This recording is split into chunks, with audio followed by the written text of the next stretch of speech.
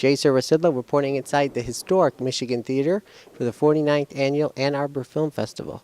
Coming up, we're going to be bringing you the panel discussion titled New Directions in Documentary.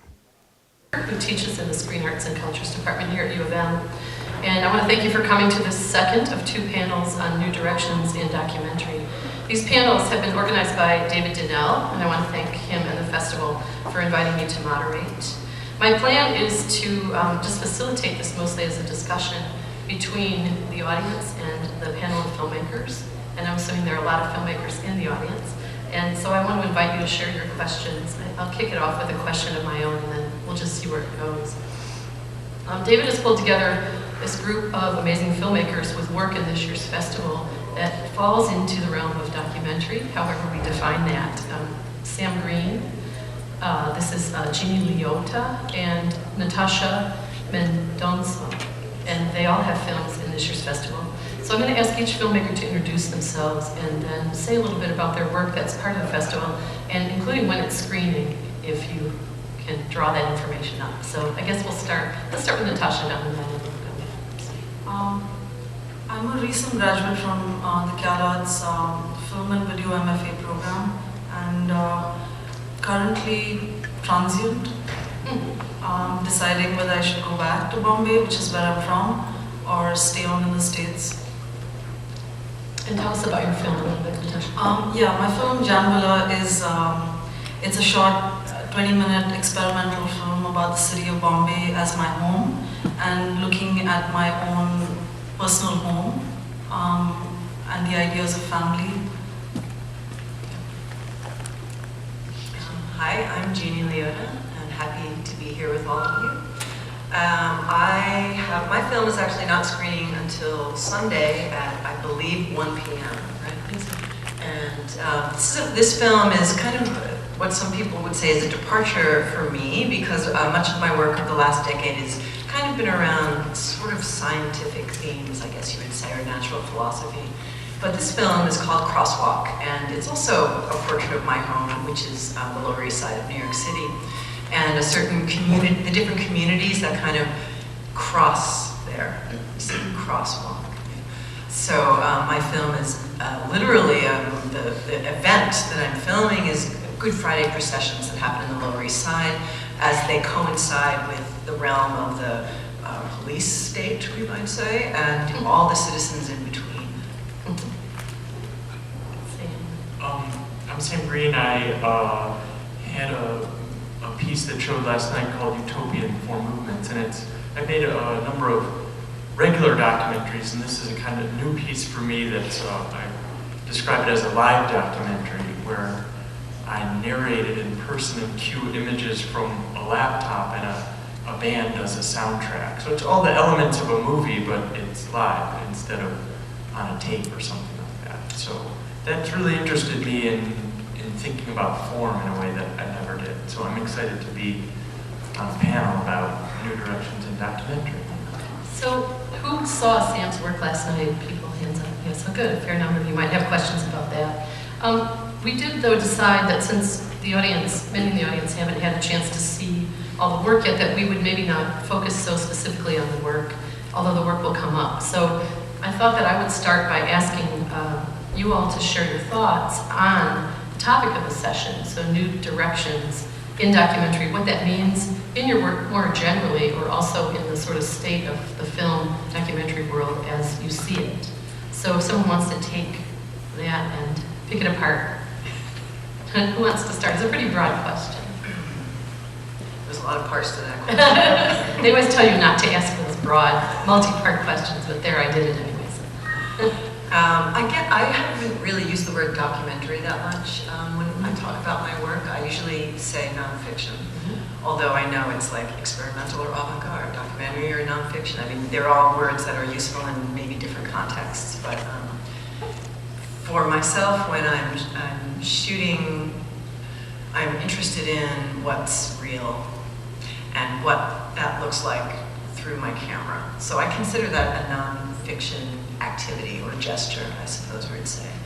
And you know, I know we're not supposed to talk about our films, but I just want to specifically refer to my own film, which is documenting a specific event, right? It's not like just kind of everything I feel about my home. It's like really something that's happening right in front of me in a very small and allotted time period. So I really am very focused on just what's happening with the filmic event that I'm dealing with. And since I've made this work, and my previous film, I know, also showed here like 3 years ago, Observando el Cielo. It was a movie about the night skies, and I like to call that, I didn't call that nonfiction, I called it field recordings, which is a term usually used in sound. But similarly, I was looking for just what was already there, coming in contact with what was there. Anyway, with my last point, I have traveled a little bit with both of these films and to some festivals that are more specifically nonfiction and documentary festivals, and I've been really finding that the conversation has been super interesting, you know, because it's not purely about aesthetics. Right. It's really taking into like the aesthetics as well as the subject, as well as the form and the structure. So for my taste, I think that New Directions in documentary is where it's at. Okay. Sam, Natasha. For me, I think that like I also don't really identify as a documentary filmmaker, even though my work falls in that kind of broad category. I like hybrid more, docu-experimental or docu-fiction more. And I think that the reason for that, a little bit of background, I come from India. Everybody, the minute I say that, they're like talking about Bollywood films. I hate Bollywood. I just hate to say that. Or then you make art films, which is kind of still narrative, or you make documentaries. And so like I always found myself like not knowing how to find an articulation for my work till I went to school in Galads and realized that it's just hybrid. And so I think that, yeah, that's how. And I think that like in terms of trends, I've been traveling a bit with my film, and it's really interesting to see work that uses this idea of like neorealism, but like pushes it further where you're not sure what you're watching. You're not sure whether you're watching documentary or fiction, or are these real people reenacting their real lives? And you know, so you're constantly in dialogue with the film that's playing, and also, but at the same time, you're also, you know, going into the narrative that's being played out. That's where I think I'm in between.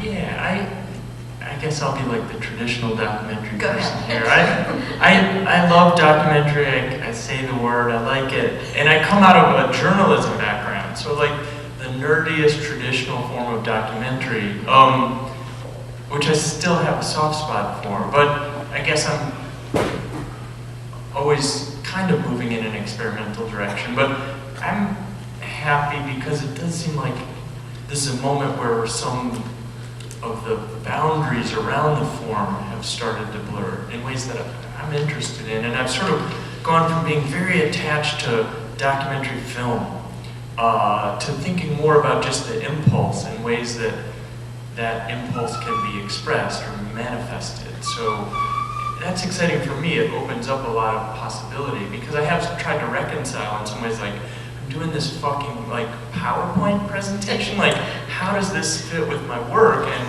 And I do think that there's an impulse that is the same, and the form takes a different, you know, the form is expressed differently. So I've tried, and this is something I'm thinking about recently, to figure out what to do with that impulse and think about that impulse as opposed to being wedded to a very concrete traditional form. What do you call that impulse? Yeah, that's a good question. It's funny, I've tried to figure out what it is, and it's hard to figure out what it is. I love real things. I'm really interested in the real thing. I should trademark the real thing. I don't know. There's something about that for me at least, there's a power to it, I think. One of my favorite movies of all time to show, and just a movie, is this short, it's called Selective Service, that showed here a bunch of years ago, and it was